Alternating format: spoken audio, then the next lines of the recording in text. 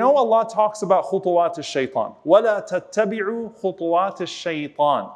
إِنَّهُ لَكُمْ عَدُوٌ مُبِينٌ. Do not follow the footsteps of Shaytan.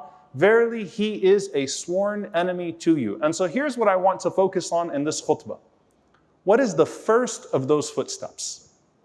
There's the first khutbah, the first footstep, because if you step in the first footstep, then you're likely to go down the trail.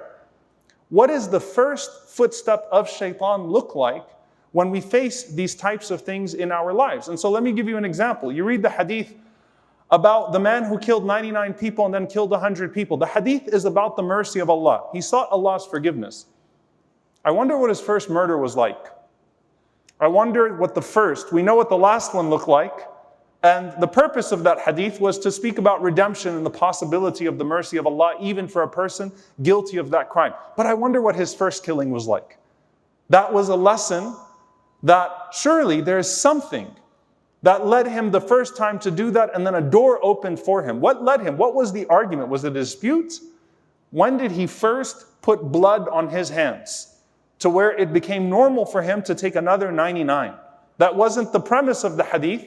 But that's what you think about, right? If you're in that person's spot, where did this go? Sometimes we have stories and narrations from our tradition. It's not a hadith, but the famous narration of Barsisa, the man who ended up, going from a priest or a monk, a worshipper of Allah subhanahu wa ta'ala, and went down this long track of committing adultery and then eventually committing murder and then lying to commit his murder or to cover up his murder, all of these different things that happen, right? But it's the first step that's actually emphasized in that story, that he got caught, he got hooked.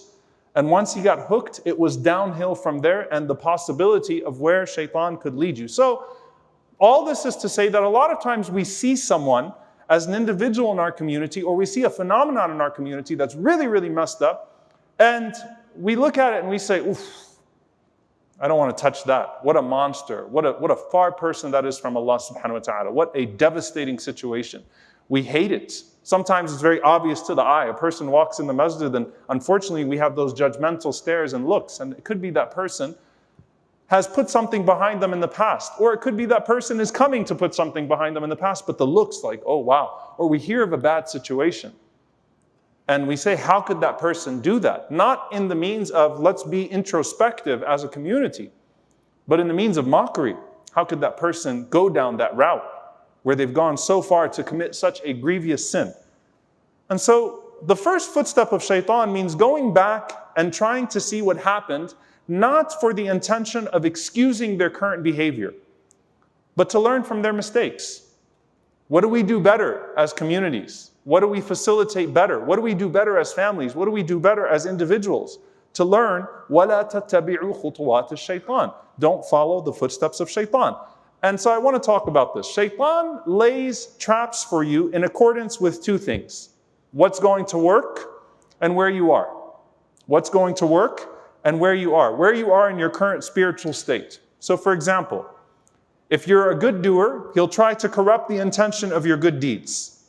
Or he'll try to take you from your good deeds to idleness first, to relinquishing those good deeds. Not straight from good deed to sin, but to get you lazy. Take you from good deed to idleness. And then he'll take the idleness to minor sin, and then he'll take the minor sin to major sin, and then he'll take the major sin to disbelief.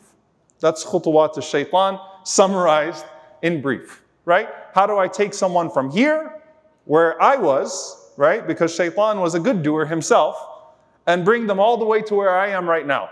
I know the process because I went through that process, right? And we find, subhanAllah, that what he ultimately wants to do is mess with your sense of recognition as well.